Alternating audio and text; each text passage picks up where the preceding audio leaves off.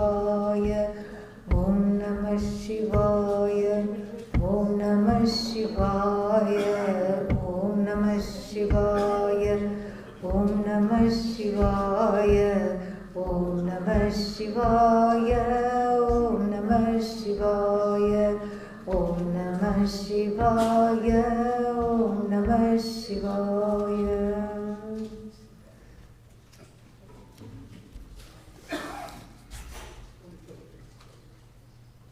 Om Sadhana Bhavatu, Sadhanau Bhunaktu, Saha Viryam Karavavahai, Tejasvinavadhitamastu ma vidvishavahai. Om Shanti Shanti Shanti.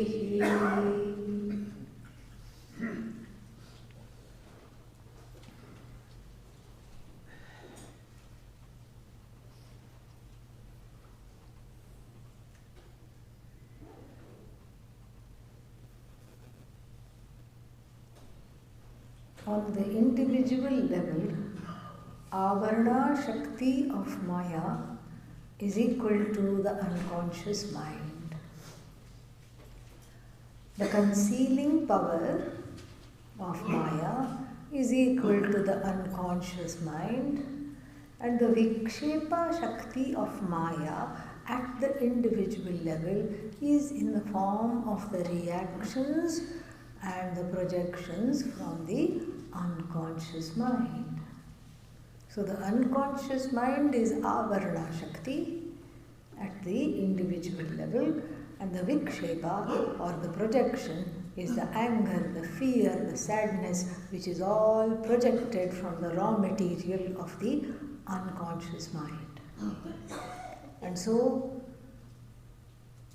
individually, overcoming Maya and abiding in oneself requires to, what does one need to do? Shall we handle Vikshepa or should we handle Avarana? Should we handle the projection or should we handle the unconscious? What should we do? Unconscious, we don't know where it is. Yeah, that's why it is a warehouse.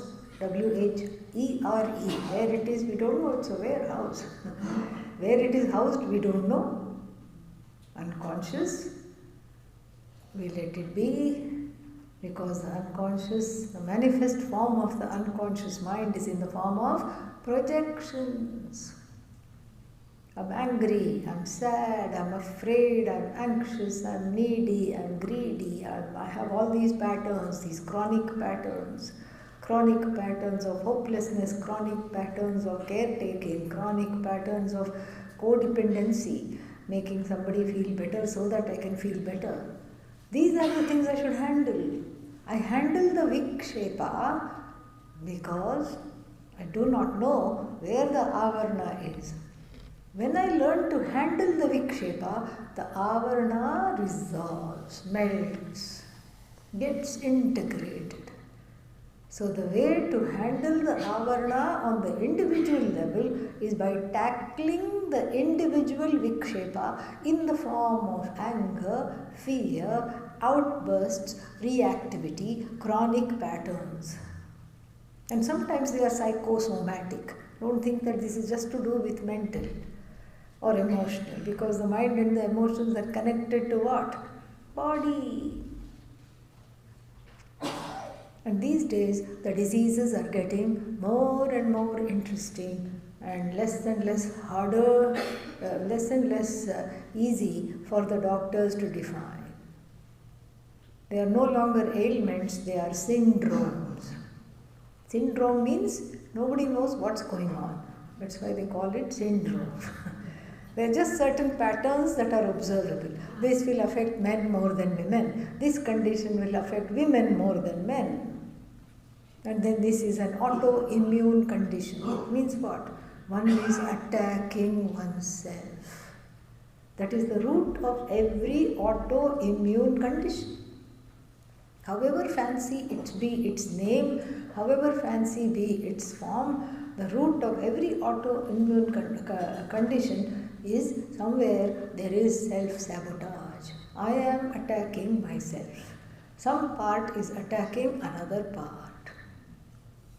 Yes, we have to take the help of the medical establishment, but we can also take our own help and go deeper into seeing the roots of this condition, the condition that manifests in the physical body, but its roots are where? In the mind, in the emotions. In fact, in Ayurveda, when you have physical manifestations of a particular disease, and they will say, this is the last stage. If you go to the Western doctor, oh, glad you came, we can catch it early, they will say. But the Ayurvedic physicians will check your pulse, make a lot of ominous cluck sounds, clucking sounds, and shaking of the head and say, this is the last stage. When it manifests into the physical body, that is not the first stage. We think that is the first stage because it is on the level of sthula, the gross body. But these emotions are actually at the level of first there is an emotional body. That is where on the subtle body level, from the subtle it becomes gross. And so therefore, avarana, you cannot know what is there. So you handle the vikshepa. You handle the manifestations, the psychosomatic manifestations, and sometimes it's very convincing. Yes, I can't do this. I will not do this. I will never succeed. I will always fail. It's very convincing. But one has to be again in soft sakshi mode, the adult mode, the parent mode. So on the individual level, I handle my vikshepa. And the avarana, I need not bother because it is Ishvara Srishti. Ishvara made it, Ishvara can take care of it. Okay? Yes. Now on the collective level also we talk about avarana and vikshepa, do we not? Yes. On the collective level, what is the avarana? Ajnanam. Ajnanam is the avarana. And what is the vikshepa? The vikshepa is me thinking that I am an idiot. That is the vikshepa. Yeah, and then vikshepa is also the one being manifest into many forms. That is vikshepa. On the collective level, we don't worry about vikshepa, we have to handle the avarana.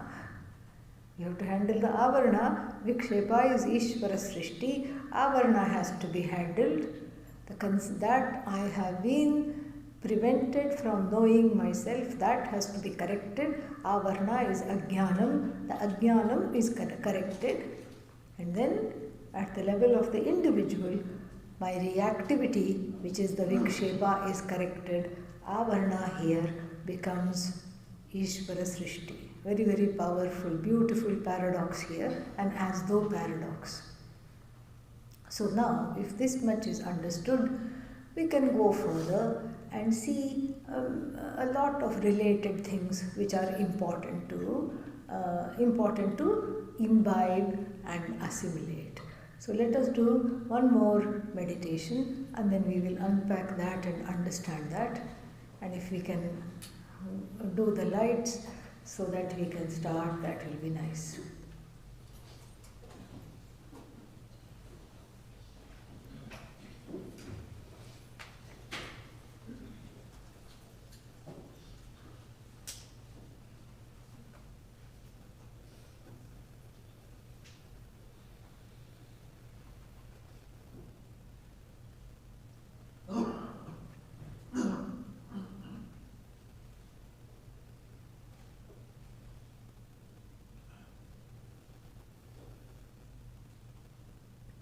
Connecting to the breathing.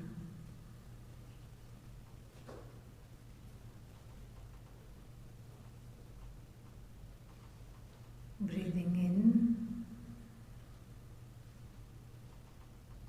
Breathing out.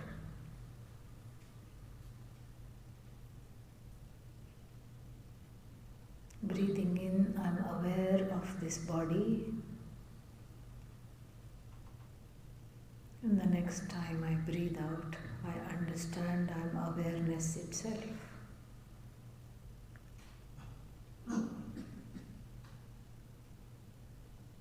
I do this on my own a few times. I'm aware of this body as I breathe in. I'm aware of this mind as I breathe in.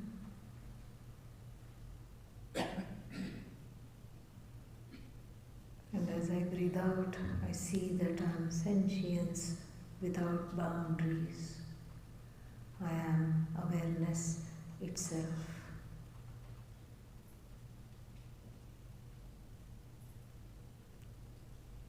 I do not need to breathe to stay alive.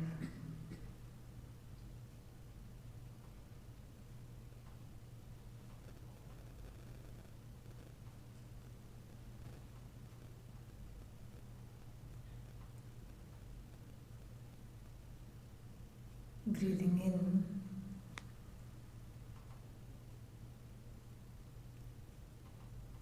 I am whole, free, limitless.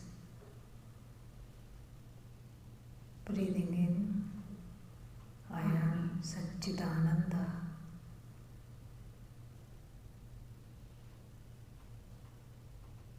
Breathing out, I abide in that self.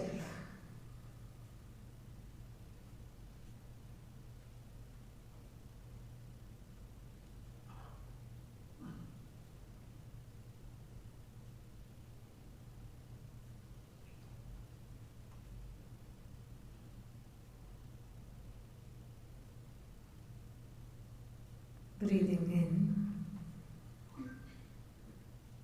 I am Asanga.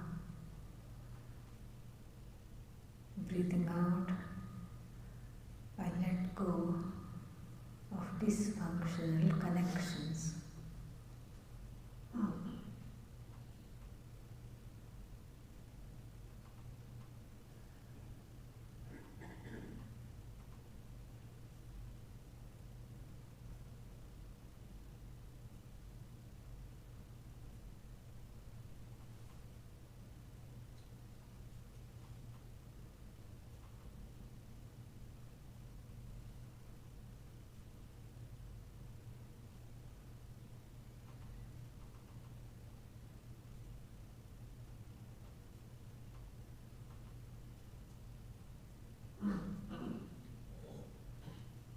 Breathing in, I see I have compassion. Breathing out, I direct this compassion towards myself.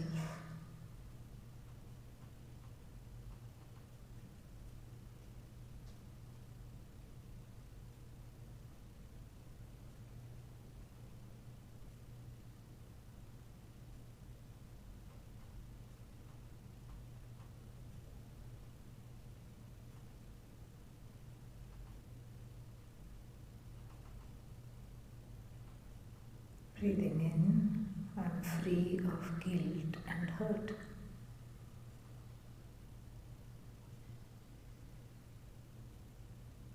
Breathing out, I embrace the guilty one, the hurt one.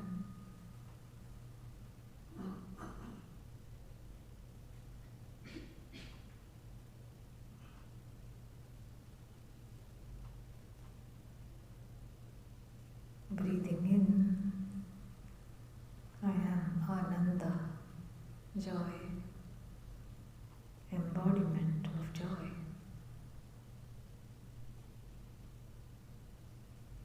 Breathing out, I give myself the permission to let the sorrow go.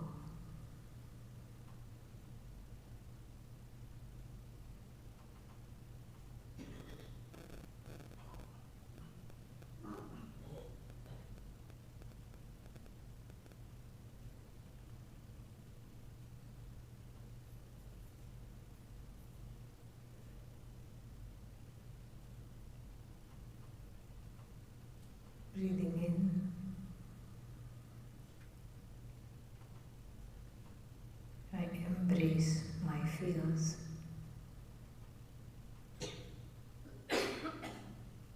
Breathing out, they have disappeared.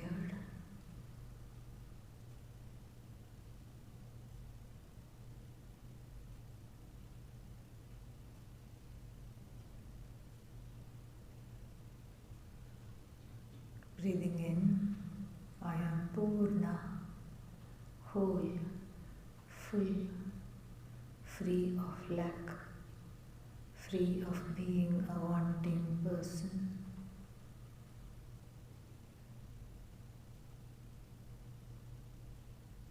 Breathing out, I embrace the needing, frightened child.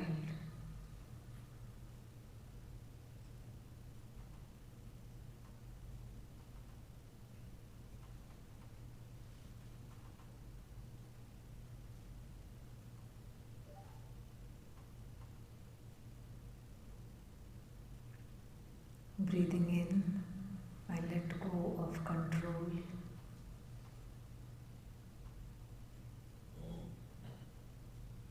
Breathing out, I embrace the frightened part of myself.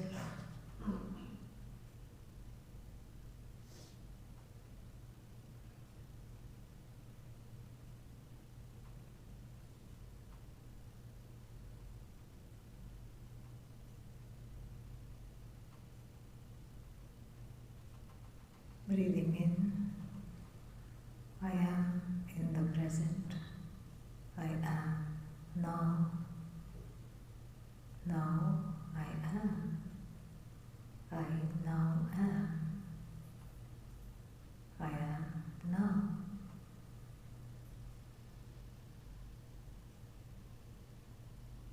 Breathing out, I let go of the future.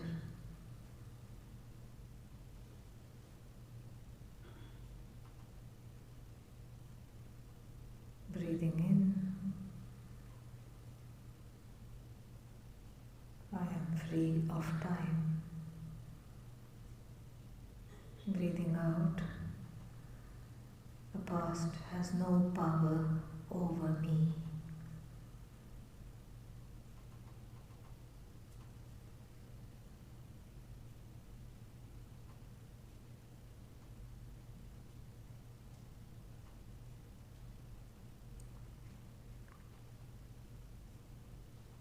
Breathing in, I am Satchidananda. Breathing out, I abide in myself.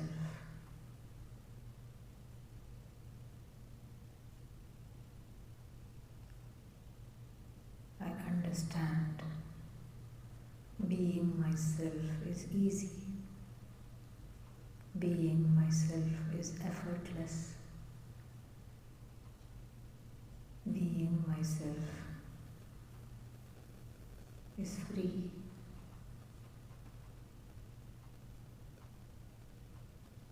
Being myself is enjoyable. Being myself is expansive. Being myself is wholesome.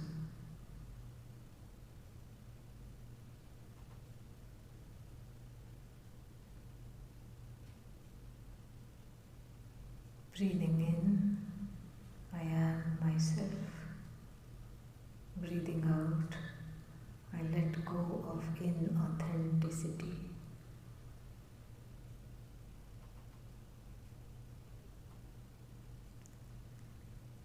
Om Shanti Shanti Shanti. When you are ready, lights can come on and eyes can open.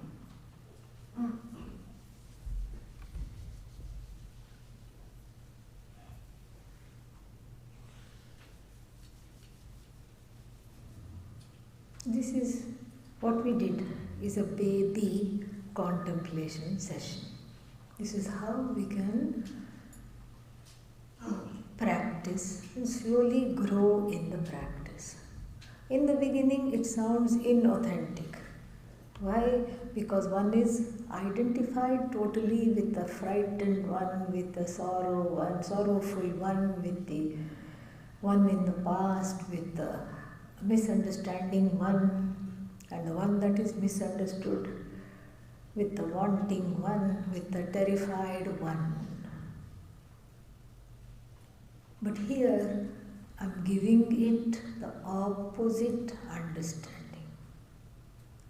In fact, in the beginning, that one becomes real, the one that is wanting, crying, needing, feeling feverish, all that is real. And then the suggestions from the Upanishads that we just had, I am Asanga, I am Purna, I am whole, I am free, seem inauthentic.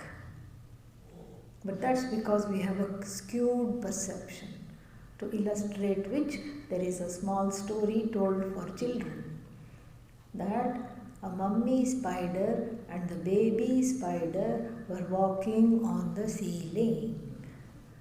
And the baby spider says to the mummy spider, "What's wrong with all these people? Why are they all upside down?" And therefore, this is what sounds wrong. That I am whole, how can it be? That I am non-wanting, how can it be? That I am always in the present, how can it be? That I am timeless, no, there is a mistake. There is a stubborn refusal to identify with it, for which Pujya Swamiji had a very simple solution. What was that? Fake it and make it. Oh, but I want to be authentic, I don't want to fake it. You are not faking it, actually right now you are faking it. Yeah. Whenever you are in the non-Satchidananda mode, non-Brahman mode, you are faking it. Oh, that means my whole life is a fake. Yes. Thank you for coming to that conclusion. Whole life is a fake. In fact, this fake life fake though. That's why it's called fake. Yeah, you have to let go of this. This is the life that has given problems. This is the life that is causing me distress. This is the life that I don't want. This is these are the problems. This is the inauthenticity. That is why I'm restless. If you are being yourself, it should be easy. Is anybody happy being sad? Anyone? Going on. See, nobody raised their hand. That means being sad is not myself. Being happy is natural. Yet for some reason one has got an addiction to sorrow, an addiction to certain ways of being that virtually block the abidance in oneself. That is the problem. So we initiate a lot of Vedantic statements which you should have studied and you should understand in order to repeat to yourself. Like for example, if you don't know the meaning of Asanga fully, not just the Sanskrit word, but understanding Vedantically what it means to be uninvolved, that I am the Atma that is uninvolved in the everyday life. This, if that understanding has been heard through the study of the Upanishads under a teacher, then you will know, and then what you can do is keep giving yourself the ability to see the meanings of those words, of the Upanishadic phrases. That's why contemplation does not have to be in Sanskrit. It can be in English, it can be in any mother tongue, whatever your mother tongue. It can be in anything. It doesn't have to be in Sanskrit. Sanskrit words are there because that is the original, the primary texts were channeled in Sanskrit. That's why we have a reverence for Sanskrit, because it carries the blessings of the rishis and the elders and all the gurus in the tradition. So it is nice to say Brahman, it is nice to say the word Asanga, it's nice to say Purna. But the translation of Purna is what? Full. This doesn't do justice. Yeah. It's full of confusion, that's what it is. Full, I am full means what? That's what you say after lunch also. Yeah. But Purna means is so much more. So much is lost in the translation. So if possible, you don't have to use the Upanishadic sentences. You can use a few words. Asanga, Purna, Amrita, not subject to death. Nitya, always there. Nityoham. And here we can customize it to attend to the various inner children manifestation that each jiva has. A customized Nididhyasana program you can yourself do for yourself. Supposing somebody has an inability to let go. One is always concerned, what will happen to the family, what will happen to this one, what will happen to that one, involved in this one's life. Then you say, Asangaha aham. If you're a man, you will say, Asangoham. What will you say? Say it. Come on, show me one sign of life. Asangoham. If you are a woman, you will say, Asangaham. Yeah, nothing happens when you talk, okay? Yeah, don't worry. It's nice. Yeah. Asangoham. Asangaham. This is for people who have too many fingers in too many pies and cannot come out of it. For the busy CEO of many companies, Asangoham, Asangaham instantly should offer some relief, some respite. And for the one who feels I'm not included, I'm not involved, I'm not doing this, nobody loves me, nobody cares, I want this, I don't have this, I want this. This is a pattern. This is a childhood pattern. Purnoham. Purnaham. This is what you say. Purnoham. Purnaham. I am complete. I am non-lacking. That's a better translation of Purna. Instead of saying I am full. I am non-lacking in anything. I am complete. I don't need anything else to make me complete. This you keep recalling these sentences which you have already studied, and then these are the two main things. And then you can say, I am of the nature of joy. Anandoham. Anandaham. Yeah. I am the nature of joy, limitless joy. Yeah. And in fact, even your sadness is held up by what? Ananda only. Satchidananda is holding up the sadness because Satchidananda is holding up everything, including your sadness. Your sadness rides on the wave of Ananda.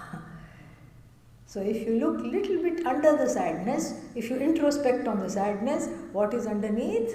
Ananda. Anandaham. Anandoham. And then you can add Satchidanandaham. Satchidanandoham. And then if you think, I don't have a lot of time, I'm pressed for time. Satchidanandaham. 6 syllables, I don't have the time. Busy. And the sages have a hack even for that. Soham. Saham. Same thing. Saha, aham. Soham. Soham. Saham. And then this is what? That Saha is Ishvara. Ishvara, not a guy in the sky. This is how we begin. Guy in the sky is important in the beginning. when one is at the stage of wanting to connect to a particular form, because you can't, you feel unconnected from everything and everyone. So a baby Hindu, regardless of any age, is encouraged to form bonds with a particular form or a set of forms. This is Ishvara. Not even this is Ishvara. What this represents is Ishvara. That's why we say nobody worships idols. That's just idle talk. What do we worship? Ishvara in the form, through a form or a name depicting a function, depicting something. This is called Ekarupa Ishvara connection, connecting with Ekarupa Ishvara Bhakti. And when one becomes a mumukshu, that Ekarupa Ishvara Bhakti should morph into Anekarupa Ishvara Bhakti. Anekarupa. Many forms. Every form is Ishvara's form. There is no form outside of Ishvara. So first we separate and then we have to unite. Otherwise there is no non-duality. So first we say there are two things. What are they? Atma, I, and Anatma, not I. The not I gets mixed up in the I, so therefore it is important to delineate Anatma from Atma, Anatma, Anitya, Atma, Nitya. Anatma is finite, Atma is infinite. Anatma changing, Atma changeless. Anatma comes and goes, Atma is always there. Anatma created, Atma uncreated, and so on. We have to make a distinction. But we can't stop there, otherwise we'll be stuck with two things, Atma and Anatma. How is it Advaita? Not possible. So therefore, this is negotiated, this separation is overcome by seeing Ishvara as Anekarupa Ishvara.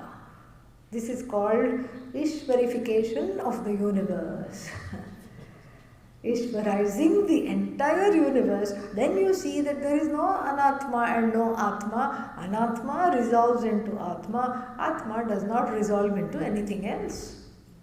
Anatma is Mithya, Atma is Satyam. There is no Mithya without Satyam. There can be no snake without the rope. And once I get to know the rope, the snake is no longer scary. There is no snake to speak of. So therefore we have this pedagogy called Karya Karana Prakriya. So what is Karya? Effect. What is Karana? Cause. The effect is non-separate from the cause. How many ornaments? 1 million. How many golds? 1 gold. How many pots? A whole room full of pots and other things made of earthenware. What about clay? 1 clay. The cause, 1, and the effects, many. And the effect here is non-separate from cause, like the ornament is non-separate from gold. The shine of the ornament belongs to the ornament or the gold? Gold. The weight of the ornament belongs to the ornament or to the gold. Every jeweler knows this in India. Every jeweler knows this. Jeweler is jnani, very enlightened about gold. Gold jnani. And here in this country, once I was sitting waiting for some, at the gate of waiting for a plane, and they had the TV on and some advertisement came. Send all your gold ornaments in one envelope to this address and we will send you money. No Hindu will do that, yes. We are not fools. We have to sit there on the jeweler's head and watch the fellow weighing that. And you'll see they are so clever. They will deduct the making charge. They will deduct the charge of a small percentage of alloys like silver, copper, brass, whatever they have to make, because gold is too malleable. You cannot make ornaments with full gold. That's why it's only 22 carat, not 24 carat. But it's all what? Gold. Rises from gold, sustained by gold, goes back to gold. So the whole world of Anatma, projected by Atma, sustained by Atma, goes back to Atma. If this is too much to handle, you put in an interim Ishvara.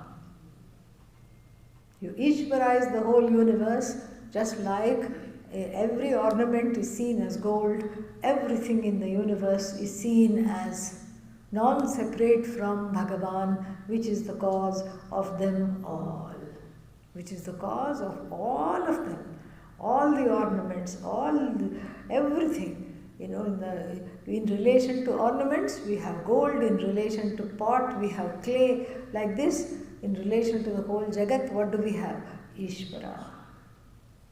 That Satchidananda with the Shakti to be the cause, upon which the causality has been superimposed. And as though superimposition of the causality has taken place, Ishvara is not intrinsically the cause. Incidentally, Ishvara becomes the cause of the universe, and the effect is non-separate from the cause. So now we don't have two things, Jagat and Ishvara. What do we have? Jagat in the form of Ishvara. This is the message of the Upanishad. Tat srishtva tadeva anupravishat. Having created everything, this Bhagavan entered, as it were, everything, just like the clay entered the pot, and the gold entered the ornaments. Ishvara is non-separate from everything. So therefore, so you imbue this Satchidananda with a causality, and then you imbue the Jagat with the status of being effect. The status of being effect is mithya. The status of being cause is also mithya. All that there is Satchidananda Atma. This is called Aneka Rupa Ishvara. This also we have to go through Ishvara only. We see the Ishvara in form of everything, because this is day-to-day Vedanta we want. We don't want some kind of a abstraction. I have to know what to do when I confront difficult people. This is really ultimately this. If you want to tell it like it is, nobody says I want peace of mind just for the sake of it. No, I want peace of mind because there are difficult people in my life, intractable people who I don't know how to deal with it. How should I deal with them? Ishvarize them. See them as Ishvara. See that they have a background. See that this is how they are. And when you see this is how they are, that means there has been a radical transformation in your understanding of Ishvara as sitting in the puja room to being in the form of the whole Jagat. And here too there is a growth, because it's easy to appreciate Ishvara in the form of a smiling child, in the form of a sunflower or any other flower, in the form of delicious things to eat, in the form of people that I love. It's very difficult to see Ishvara in the terrorist. It's impossible to see Ishvara in those kinds of situations. Somebody who is abusing you, somebody who is causing you pain, causing you sorrow, how can that be Ishvara? But that is where the growth lies. I have to abstract myself from the particularities of the situation and see, generally speaking, this is Aneka Rupa Ishvara. This is not someone doing something bad to me. It is in the form of Ishvara as the karmic order. Right now it feels ick, but actually it is karmic. I have to learn to grow. I have to learn to grow to see that. It is Ishvara spread as the karmic order. The karmic order is very, very important. And when I see Ishvara as the karmic order, then there's nothing more to say. Whose karma? Whose karma is coming back to me? Whose karma? Abba, finally. My own karma. It's not that the neighbor's karma I am having to deal with. It's my own karma. My own karma means what? If I am encountering a difficult situation, an uncomfortable situation, that is because I might have done something against dharma in the previous life, or in this life or any other life. So it's my own karma coming back. Correct? Who can I blame? I can't even blame Ishvara because it's my own karma. I am responsible. I made the bed, so I have to lie in it.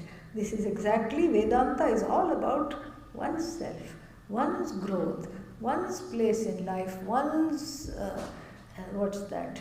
one's ability to come to terms with this. Is the growth that we seek, is the growth that we are capable of. No more excuses, no more stagnation, no more stopping. We have to grow. And when we see the unpleasant as Ishvara, we have to look not at one person or one situation, but as Ishvara in the form of orders. Dharma is Ishvara. Dharma is not a mandate of Ishvara, it's a manifestation of Ishvara. Karma is not a mandate of Ishvara, it's a manifestation of Ishvara. In fact, a wonderful nididhyasana when one is going through difficult times would be, more difficulties means more Ishvara in my life. Ishvara is close to me, I am close to Ishvara every day. This is a very good nididhyasana, very good understanding.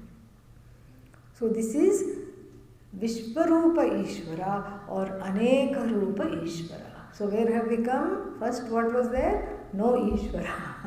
No Ishvara in one's life. After that, what?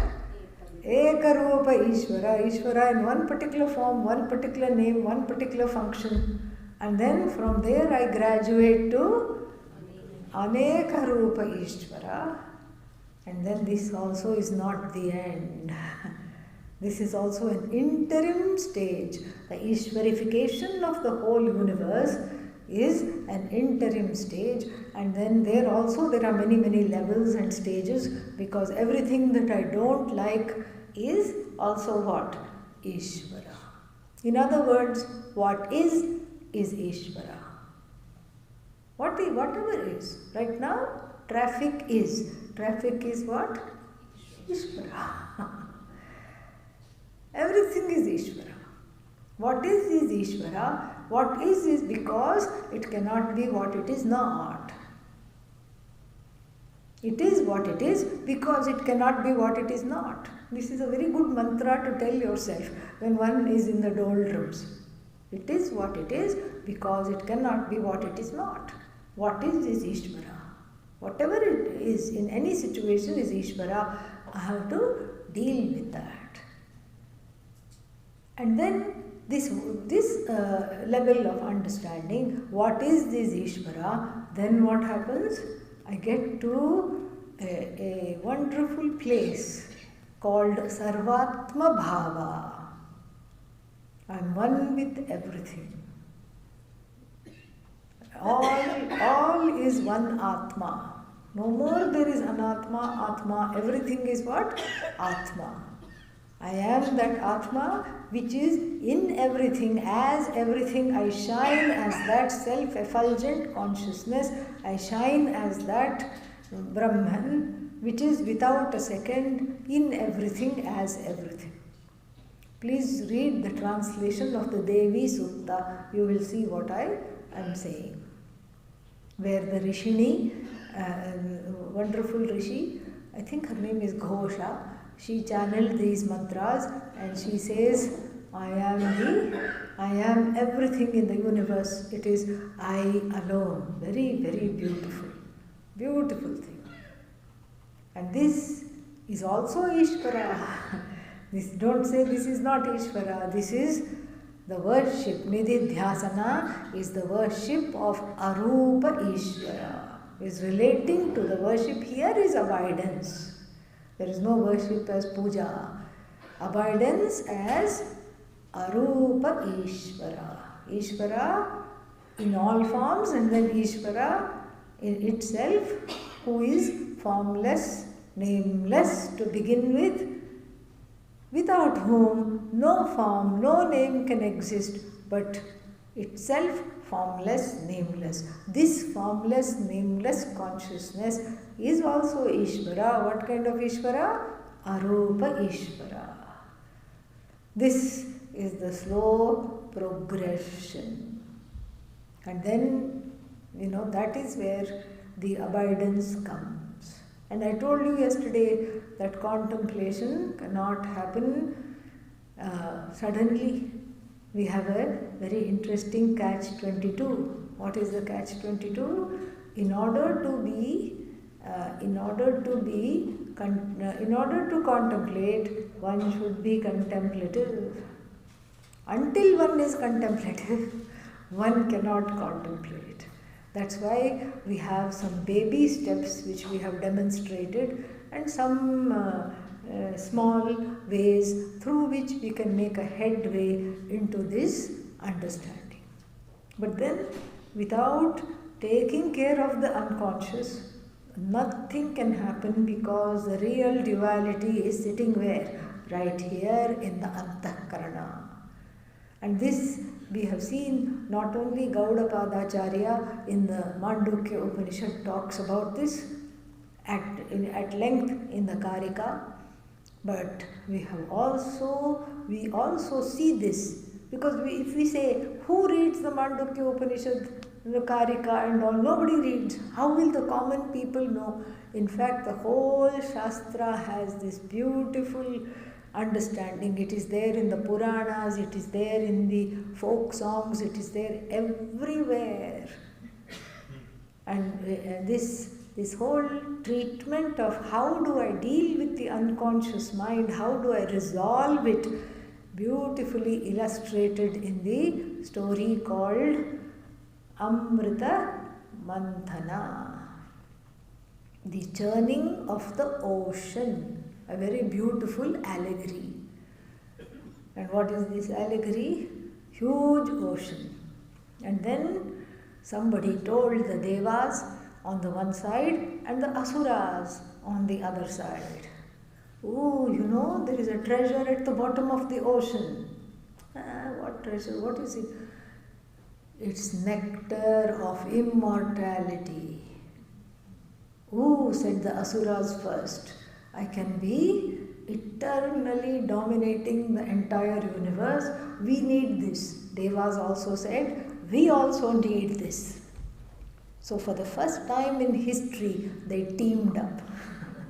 Because you have to go to the depths of the ocean. How are you going to do this? How can you do this?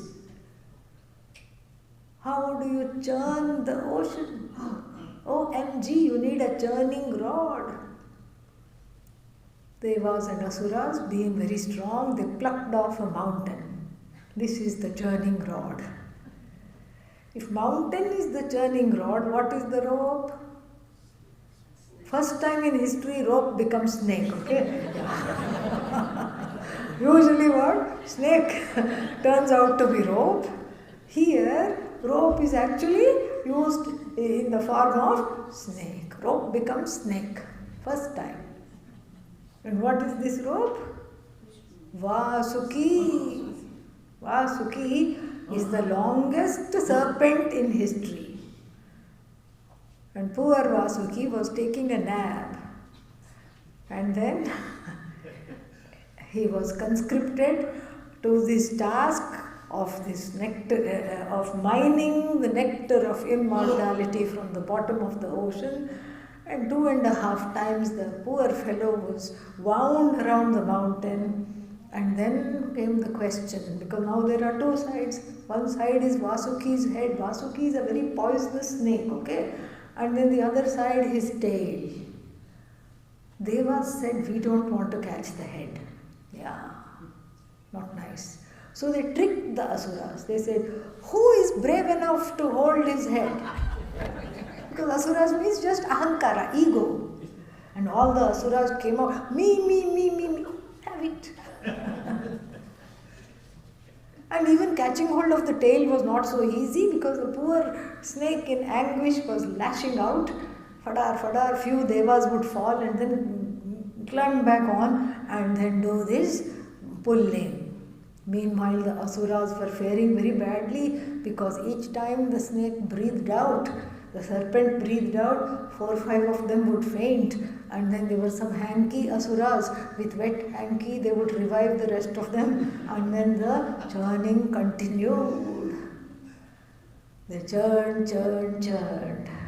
Something came out, ooh, is this nectar of immortality? No, it's just a white elephant. Even that they could not let go. Indra said, mine, this is mine. And so many small things came. Wish-fulfilling cow. Asuras looked at one, no, it belongs to us. Wish-fulfilling cow, Kamadhenu, and no, this belongs to us. All right, try to command it. Oh, Kamadhenu, give us a pot of gold. Kamadhenu did not give anything, okay? She did not even give cow dung at that time, let alone pot of gold. Then they said, how can she be a wish-fulfilling cow when she is not fulfilling any wish? Then the Akashavani, the prophecy came that to command this cow, you should be desireless. So therefore it went where? To the asuras or the devas? Devas. Devas took the cow, Devas took the elephant. Asuras also got some spoils, but who remembers and who cares what they are? Like this, so many things came. Then the most awaited nectar was going to come, but before that, this terrible poison at the bottom of the ocean was unleashed. Its name is what? Hala Visha. Hala. Now, mind you, each time when the serpent opened its mouth, all the asuras fainted. Now, when the Hala Visha came, the poor serpent itself fainted. It was so toxic. So toxic it was, everybody was about to die, the whole universe would have just died. And they prayed for Lord Shiva. Vishnu takes his time, yeah. Vishnu says, let's see, I have to be well dressed. I can't just suddenly go like that. I have to, be nicely anointed in various oils and then I will go. Vishnu does makeup and comes, okay? Shiva just runs and comes. Vishnu only one time goes, even forgetting his Angavastram in the story called Gajendra Moksha. We'll reserve it for another time. So, here Shiva comes and then he says, I can neutralize this poison. He takes the poison, makes it small and swallows it as it were. The story is the consort of Lord Shiva, Goddess Parvati, holds his hand at the throat. Therefore, the poison gets arrested in the throat and does not spread throughout the system and kill him. This is the story. Therefore, he is called the blue-throated one, Neelakantha. Blue-throated one because the poison is there and neutralized. This happened on the 12th day of the moon. Whether waxing or waning, nobody knows. In the evening. Okay. And so, the whole thing is a beautiful allegory. The ocean is the unconscious mind, and the unconscious mind is full of desire for impossible things like white elephant, like this, that, so many things. And the devas and the asuras join hands. And what are the devas and the asuras? the Devas represent Dharma within the heart and the Asuras represent what? Adharma. Devas represents the desire for Vedanta and Moksha, and Asuras represent the desire for instantaneous sensual gratification. What I want, and what I want it yesterday. This is the Asura. So both of them team up because this nectar of immortality is dear to everybody. What is represented by moksha, everyone wants, everyone likes. Devas are prepared, Asuras are unprepared.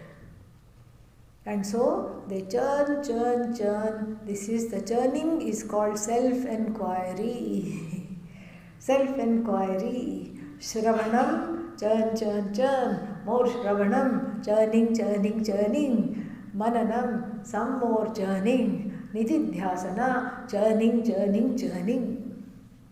And then all these objects of desire come out because the Antahkarana, the inner instrument, the mind, heart, etc. is full of desires.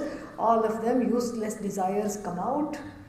And some asuras, some terrible looking asuras also come out. Lakshmi comes out. All these things come out.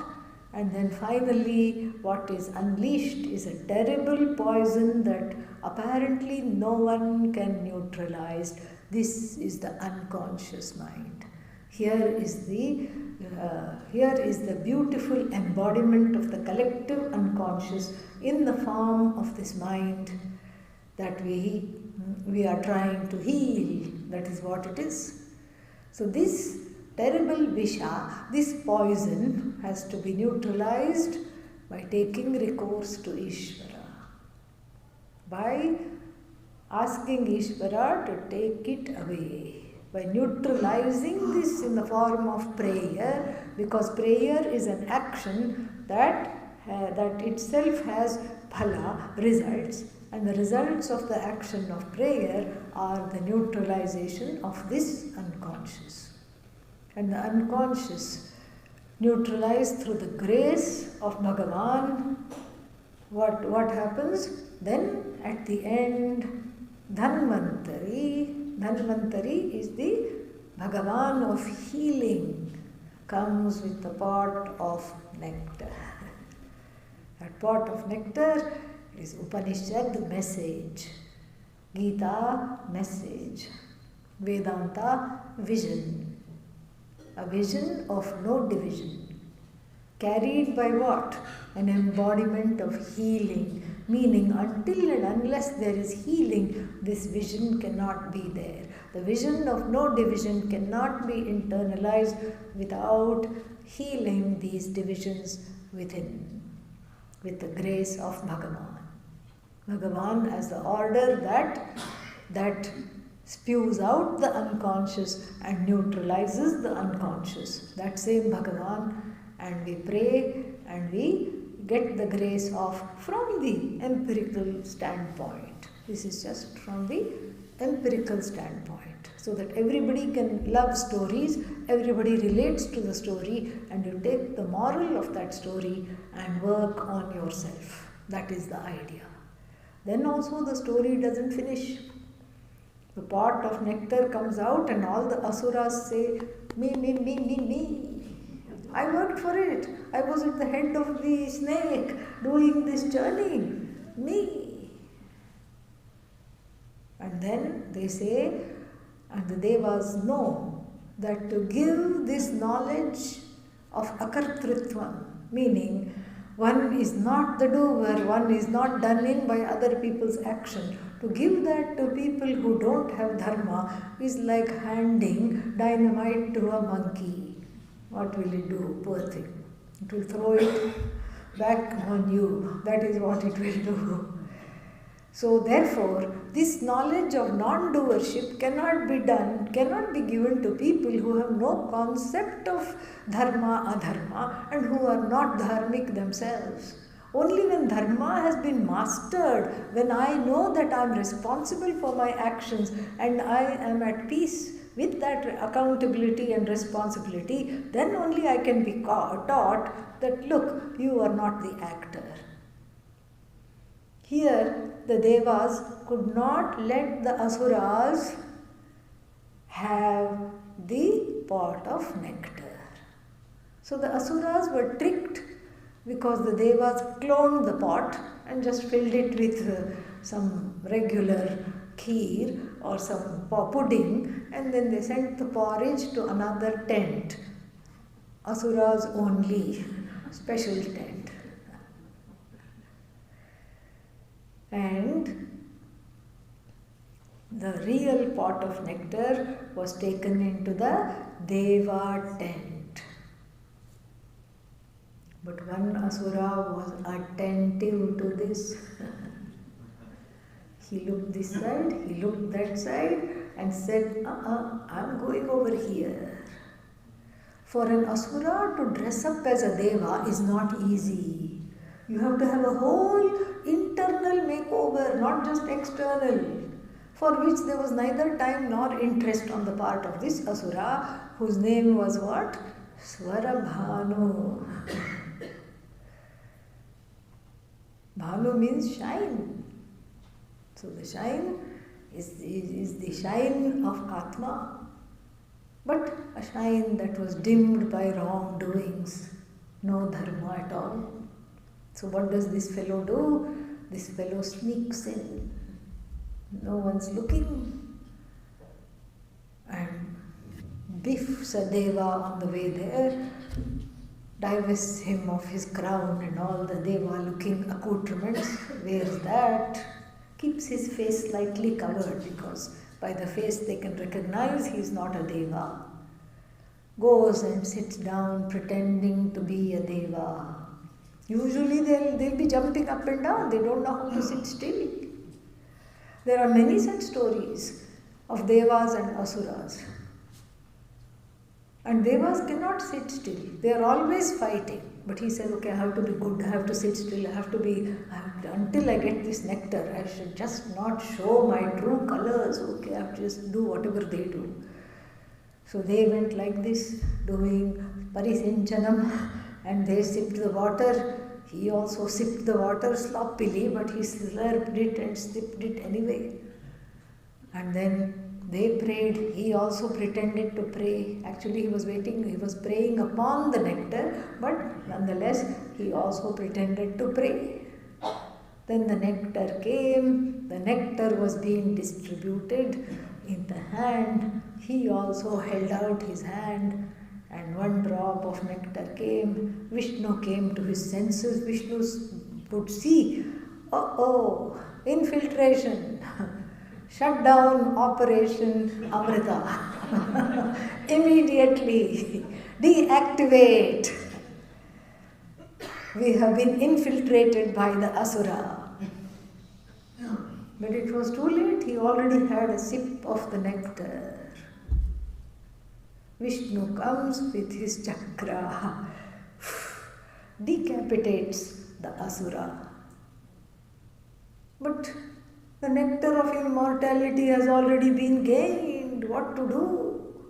So both of them are here to stay. The unconscious mind, which suffers from disconnection. The head is one place, body is one place, the ego is one place, the karma is in another place, karma phala is in this splintered being, are still shadow planets called Rahu and Ketu. The head is called Rahu and then the tail is called Ketu. They encircle and rotate and revolve in the firmaments along with the primary planets. We don't have Pluto and Uranus in the Vedic system of astrology. Instead we have Rahu, Ketu, still making it 9. We don't have Uranus, Neptune, Pluto, we don't have. We count the sun also. Sun, moon we count, and then including Rahu, Ketu we have what? 9 planets. Very beautiful. Rahu, Ketu represent our unconscious and our shadows. So if you are running the Rahu period, the Rahu Mahadasha, all kinds of nonsensical thoughts from the unconscious will come. I need world domination now. Who can I conquer? Then you say, what's wrong with me? No, I need power. Rahu is hungry for power. Because you see, there is no body to assimilate. He keeps eating. It just goes out. And if you have only head and no heart, what will happen? Tell me. Rahu will happen. That's what will happen. No head, no heart, only head. This is the problem. Overthinking, fears, tears, anxiety, jealousy, all this is what? Rahu. So Rahu Mahadasha, Rahu Antaradasha, and then Rahu in various houses, so aspected by certain things. All this is like in the horoscope is a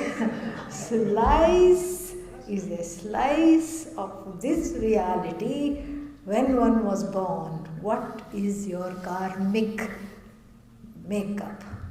Nothing to feel bad. If you know, it's good. It's good if you know. It's good when you know, because you can see that you have the free will to overpower that and desire moksha. We all have to give up asuri vritti, asurahood. That's why there is no good place in the horoscope for Rahu. No good place. Even in a sign of exaltation, Rahu makes one a dictator, an authoritarian. There is no good place for Rahu. Oh, this is Rahu? Yes. What about Ketu? Well, Ketu has no head, doesn't think, doesn't desire. Ketu actually gives problems of whose origins you don't know, because there is no head, there is no thinking. Ketu gives problems. The only way to overcome Ketu, in fact, for that matter, Rahu also, is getting into instant Vairagya, Viveka. For Rahu, the antidote is Viveka. Rahu attack means Viveka. And then Ketu attack means I have to go into Vairagya, dispassion mode. Rahu is all passion, so therefore I need discernment. Ketu is all, Ketu is all kinds of problems, so I need dispassion. So Ketu means Vairagya. Ketu will put you in situations where you get sick immediately. You say, I need to move. You have no plans to move, but you cannot live there. You have to go away. And when Ketu is preponderating in the horoscope, you need to downsize. You can't just say, I'm going to, this is not the time to build your dream house when you are in Ketu Dasha. Ketu Dasha is good for studying Vedanta. In fact, if we look at all your horoscopes right now, just for fun, you will see that there is Ketu is in good placement. The best antidote for Ketu is what? Vairagya, Vedanta. Then he is happy. He is not for world domination. He is not for anything. This is the best side of Ketu. The difficult side of Ketu, an afflicted Ketu, will lead one to hopelessness, to having, disenchantment, despair, pain, sorrows.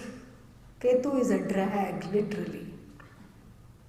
But we make the best use of both these planets. From Rahu, we learn how to have, how to go in the middle, how to avoid excesses. Rahu in balance thrives on excesses. So how to take the middle path to moksha, to nididhyasana, to Vedanta Shastra, how to do this in my everyday life. For Ketu, it is how to cultivate Vairagya. Ketu is very happy when you are studying Vedanta, he stops troubling you. So if there are difficulties in your life, catch hold of Vedanta yesterday. Final word, very interesting, little Rahu Ketu trivia. Okay, so final word, when the Vishnu's chakra went and decapitated this Asura and he became two, but he was immortal, meaning the unconscious mind is here to stay. We learn to manage it, we learn to see it as mithya, we learn to outgrow it. So when that happened, blood was shed on the ground and some strange plants came up. What was that? Garlic. Smelly plants from the Asura's blood. That is why if we are on the spiritual path, we avoid garlic so that we have the strength of mind to avoid the excesses of Rahu and Ketu. Thank you very much. Om Purnamadah Purnamidam Purnat Purnamudachyate Purnasya Purnamadaya Purnamevavashishyate. Om Shanti Shanti Shanti. Harihi Om Shri Gurubhyo Namaha. Harihi Om. Two quick announcements before we disperse. First is this, it will be nice to have a photo. I would like to have a group photo, it will be very nice. So I don't know how to do that, maybe we can all stand here. And the second is, many people have been asking if we have a group, what is that? WhatsApp. Yeah, come and announce. Yeah. So there is a WhatsApp group if you want to be notified of further talks or teachings, and if you want to be part of the WhatsApp group, Lakshmi will give you the details. You can give your name and phone number to her during the lunch, during the break. Anything else you want to say? Yeah. Do we have Guru Dakshina?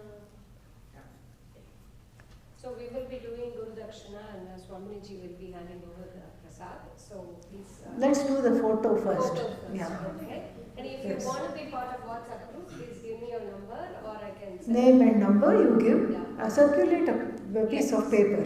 Yeah. And then we can add you. Yeah. There is also a YouTube channel. So if you go to YouTube and Swamini Sadhana Vidyanandaji, you will see the YouTube channel. All the classes are all there. And there is also a podcast.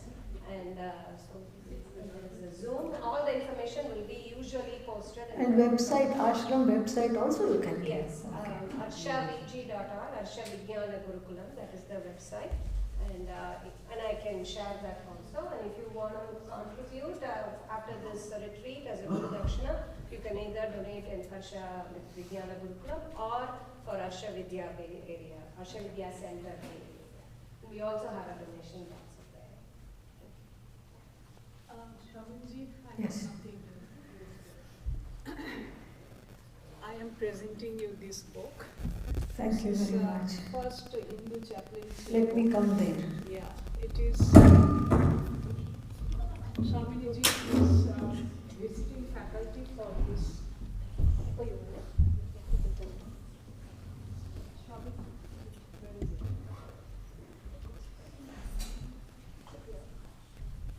Hello?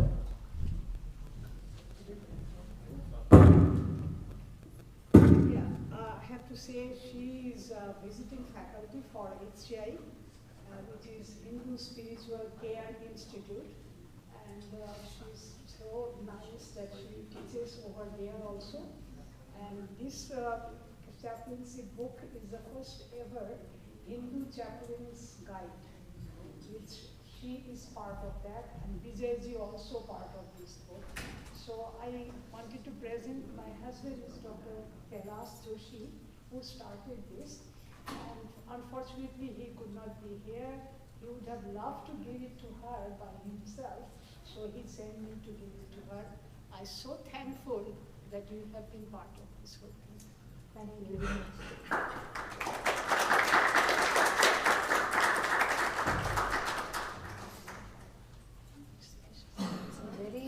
This doesn't work. Yeah, it's something. Now, maybe now? No. Yeah, that only.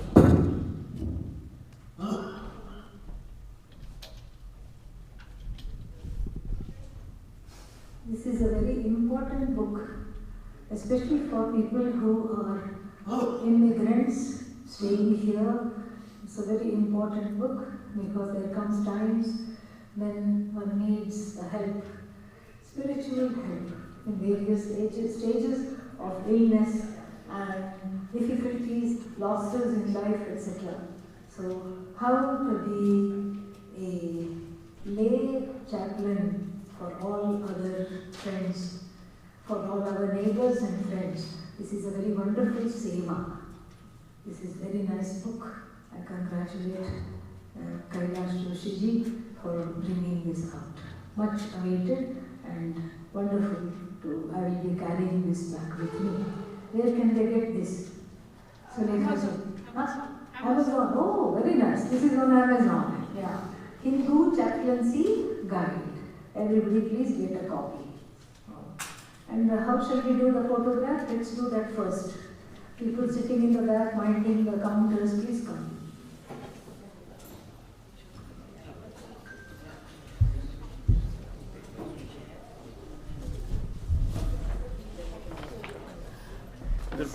Remove this.